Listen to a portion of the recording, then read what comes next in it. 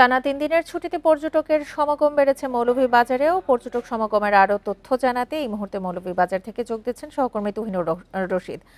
তুহিনুর, মৌলভীবাজারে এই ৩ দিনের ছুটিতে পর্যটক সমাগম কেমন দেখছেন? বান্ডেল থাকলে প্রতি সেনমানিতে টাকা বাঁচবে। বিকাশ সেনমানি বান্ডেল কিনে জিতুন প্রতি লেনদেনে। দেখুন, আসলে গতকালকে থেকেই মূলত মৌলভীবাজারের প্রত্যেকটি পর্যটন স্পটগুলিতে পর্যটকদের আমরা ভিড় দেখছি। অর্থাৎ প্রত্যেকটি পর্যটন কেন্দ্রগুলিতেই কিন্তু দর্শনার্থী বা পর্যটক যারা আছেন তারা ছুটে আসছেন। তো আসলে আমরা এই পর্যটক হঠাৎ করে আসার বিষয়টি আসলে জানতে চেয়েছিলাম।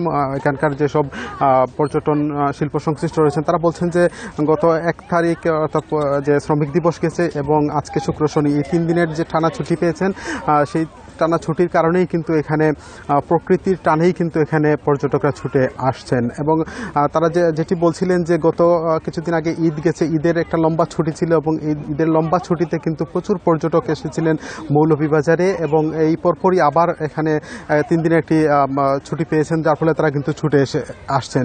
তো তারা বলছেন যে এই যে পর্যটন শিল্পে এখানে আসছেন, এতে করে পর্যটন শিল্প সংশ্লিষ্ট যারা ব্যবসায়ী রয়েছেন তারা কিন্তু একটু আশালো এবং তাদের ব্যবসা বাণিজ্য হবে এমনটি কিন্তু আশা করছেন।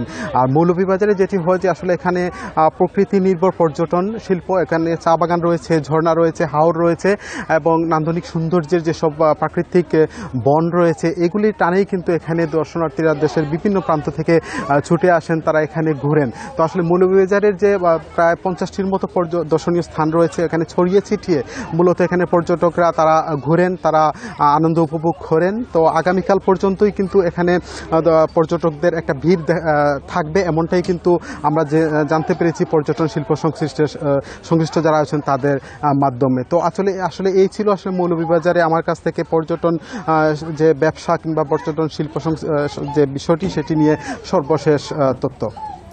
মৌলভীবাজার থেকে জানাচ্ছিলেন তুহিনুর রশিদ।